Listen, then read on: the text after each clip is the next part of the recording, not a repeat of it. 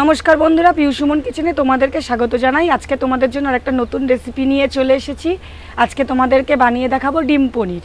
তা কী করে ডিম পনির বানাচ্ছি চলো তো রান্নাঘরে গিয়ে তোমাদের সাথে দেখা হচ্ছে। তো বন্ধুরা, আমি এখানে নিয়ে নিয়েছি একটা টিফিন বাটি। তো আমি এই টিফিন বাটির মধ্যে দিয়ে দেব পরিমাণ মতন রিফাইন তেল। তো বন্ধুরা দেখো, আমি রিফাইন তেলটা নিয়ে নিয়েছি। রিফাইন তেল নেওয়ার পরে আমি বাটিটার চারপাশে ভালো করে রিফাইন তেলটাকে মাখিয়ে দিচ্ছি। এই দেখো, আমি ঘুরিয়ে ঘুরিয়ে মাখিয়ে নিচ্ছি ভালো করে। তো বন্ধুরা, আমি এখানে ডিম পনির বানানোর জন্য নিয়ে নিয়েছি 7টা ডিম। তোমরা চাইলে বেশিও নিতে পারো, তোমরা যতটা করবে ততটা, চাইলে কমও করতে পারো। আজকে আমি 7টা ডিমেরই ডিম পনির করব। তো বন্ধুরা, এবার আমি ডিমগুলোকে, প্রত্যেকটা ডিমকে ভালো করে ফেটে নিচ্ছি। দেখো, ডিমগুলোকে ফাটিয়ে আমি এই বাটিটার মধ্যে নিয়ে নিচ্ছি। তো বন্ধুরা, এই যে ডিমগুলোকে আমি ফাটিয়ে এই বাটির মধ্যে ঢেলে নিচ্ছি। এইভাবে আমি সব ডিমগুলোকেই ঢেলে নেব।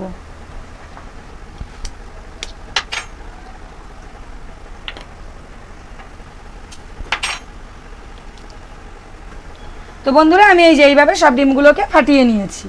প্রত্যেকটা ডিম ফাটানো আমার হয়ে গেছে। তো বন্ধুরা, সব ডিমগুলোকে আমি ফাটিয়ে নেওয়ার পরে এবার একটা চামচ দিয়ে পুরো ডিমগুলোকে আমি ফেটে দেবো। দেখো, আমি ভালো করে, যেমন আমরা অমলেটের সময় ডিম ফাটি, ওরকম ভালো করে ডিমটাকে ফেটে দেবো।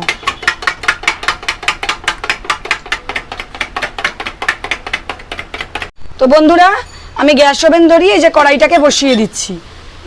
আমি কড়াইতে দিয়ে দেবো জল। তো বন্ধুরা, জলটা গরম হতে থাক, ততক্ষণে আমরা আর এদিকে কি করছি দেখতে থাকো। তো বন্ধুরা দেখো, আমি ডিমটাকে ভালো করে ফেটে নিয়েছি। এবার এই টিফিন বাটির ঢাকনাটা দিয়ে আটকে দেবো। আমরা টিফিন বাটির ঢাকনাটা দিয়ে ভালো করে আটকে দিলাম। তো বন্ধুরা, জলটা উষ্ণ উষ্ণ গরম হয়ে গেছে। আমি এর মধ্যে এরকম ধরনের একটা স্ট্যান্ড বসিয়ে দিচ্ছি। স্ট্যান্ডগুলো দেখবে তোমাদের সবার বাড়িতেই নিশ্চয়ই স্ট্যান্ডগুলো থাকে। তো এরকম স্ট্যান্ড নিয়ে বসিয়ে দিচ্ছি। তো বন্ধুরা, স্ট্যান্ডটা বসানোর পরে আমি এই যে বাটিটাকে, এই যে টিফিন বাটি, ডিমের টিফিন বাটিটাকে এইভাবে বসিয়ে দেবো। আর ওপর দিয়ে এরকম একটা ঢাকনা দিয়ে ঢাকা দিয়ে দেবো। বন্ধুরা, তোমরা প্রথমেই দেখেছো আমি একটা কড়াইতে জল দিয়ে বসিয়েছিলাম স্ট্যান্ড দিয়ে, কিন্তু আমার সেটাই অসুবিধা হচ্ছিল, ঠিক মতন হচ্ছিল না দেখে আমি এই গামলাটার মধ্যে, লাস্টে এই গামলাটার মধ্যে বসালাম স্ট্যান্ড দিয়ে। দেখো, জলটা ফুটছে। আশা করি আমাদের যা ঢেকে রেখেছি, আমাদের কেকটা মানে পনিরটা তৈরি হয়ে গেছে। ডিমের যে পনিরটা সেটা তৈরি হয়ে গেছে। তো আমি গ্যাসটা বন্ধ করে দিচ্ছি, দিয়ে আমি নামিয়ে তোমাদের দেখাচ্ছি কেমন হয়েছে। তো বন্ধুরা, এবার চলো আমরা বাটির ঢাকনাটা খুলে দেখি যে আমাদের পনিরটা কতটা মানে তৈরি হয়েছে বাকি।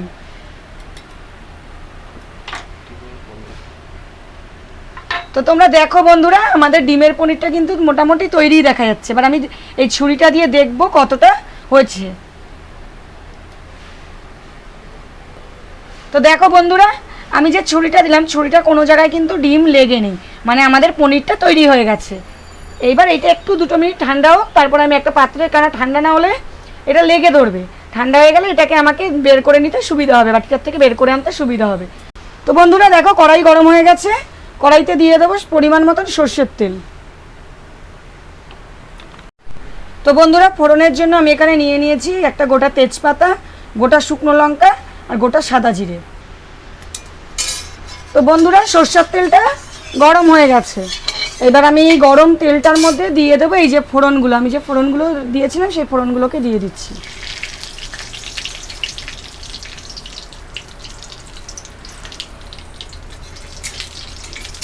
এবার ফোড়নগুলোকে ভালো করে একটু ভেজে নেব। তো দেখো বন্ধুরা, ফোড়নটা ভালো করে ভাজা হয়ে গেছে। এবার এর মধ্যে আমি দিয়ে দেবো, প্লেটে আগেই এগুলো গ্রেট করে রেখেছিলাম, গ্রেট করা টমেটো, গ্রেট করা রসুন, গ্রেট করা আদা আর গ্রেট করা পেঁয়াজ, এই সব মিশ্রণটাকে দিয়ে দেবো।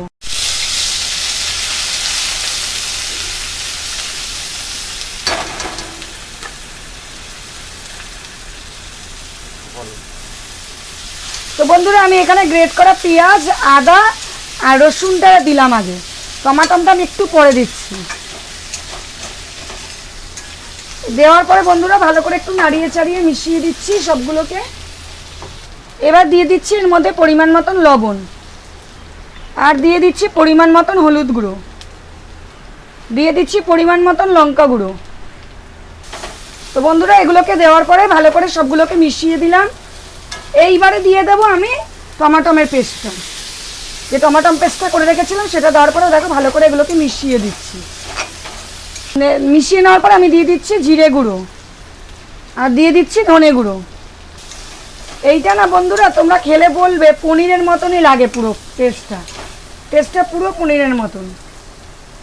তো বন্ধুরা আমি যেহেতু সবগুলোই শুকনো মশলা দিয়েছি তাই দিয়ে দিচ্ছি অল্প পরিমাণে জল, যাতে মশলাটা পোড়া না লাগে, তার জন্য জলটা দিলাম আমি।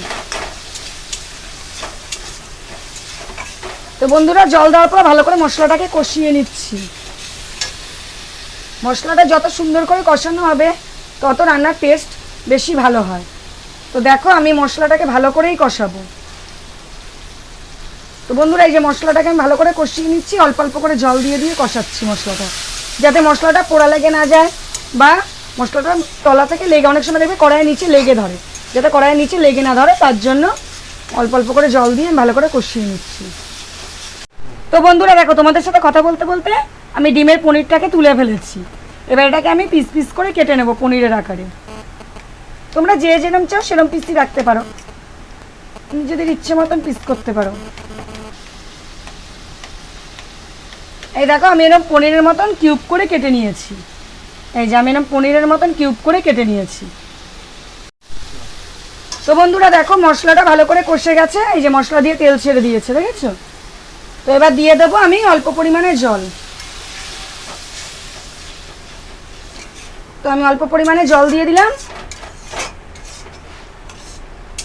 এবার ঝোলটা ফুটলে আমি এই ডিমের পনিরগুলোকে দেবো। তো বন্ধুরা আমাদের ঝোল ফুটে উঠেছে, এইবার দিয়ে দেবো এই যে ডিমের এই পনিরগুলো।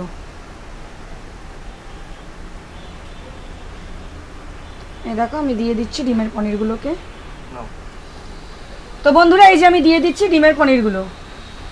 দেখো ঝোলের মধ্যে ডিমের পনিরগুলোকে আমি দিয়ে দিচ্ছি, কারণ এই জিনিসটা খুবই নরম, যেমন পনির নরম হয় তেমন এইটাও খুব নরম। দেখো এই দেখো দিয়ে দিলাম ডিমের পনির।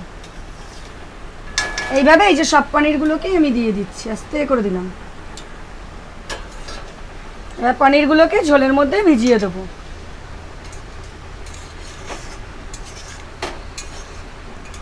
তো বন্ধুরা এই রেসিপিটা যদি তোমাদের ভালো লেগে থাকে তাহলে আমার চ্যানেলটা সাবস্ক্রাইব করে দিও আর পাশে থাকা বেল আইকনটা প্রেস করে দিও। লাইক শেয়ার কমেন্ট করে আমাকে জানিও কেমন লাগলো। কমেন্টটাও বন্ধুরা অবশ্যই করো, কমেন্টটা করলে আমি তোমাদের কমেন্টের অ্যান্সার দেবো। আর তোমরা জানো তো বন্ধুরা, যদি তোমরা কমেন্ট করে জানাও না আমার খুব ভালো লাগে, তাহলে আমি মনে করি যাক আমার বন্ধুরা আমার রেসিপিটা দেখছি তাদেরও ভালো লাগছে, তাহলে আমি আরও নতুন নতুন আরও অনেক রেসিপি বানাতে পারি। যদি বন্ধুরা আমার কিছু ভুল হয় সেটাও তোমরা কমেন্টে জানিও, তাহলে আমি সেটাকে ঠিক করার চেষ্টা করব বন্ধুরা। আর যদি তোমাদেরও কোনো রেসিপি জানা থাকে তাহলে সেটাও আমাকে তোমরা কমেন্ট করে জানিও, তাহলে আমি কীভাবে করতে হবে সেটা আমাকে জানিও, তাহলে আমি সেইভাবে তোমাদের করে দেখাবো। তো বন্ধুরা আমাদের ঝোলটা ফুটে গেছে, এবার আমি দিয়ে দেবো অল্প পরিমাণে গরম মশলা। এই দেখো আমি কতটুকু দিয়েছি দেখেছো, হাফ চামচেরও কম গরম মশলা দিলাম, এক গাদা গরম মশলা দিলে ভালো লাগবে না। তো দিয়ে দিলাম বন্ধুরা গরম মশলা। তো আমার রেসিপিটা কমপ্লিট হয়ে গেল। যদি তোমাদের এই ভিডিওটা দেখার জন্য অসংখ্য ধন্যবাদ।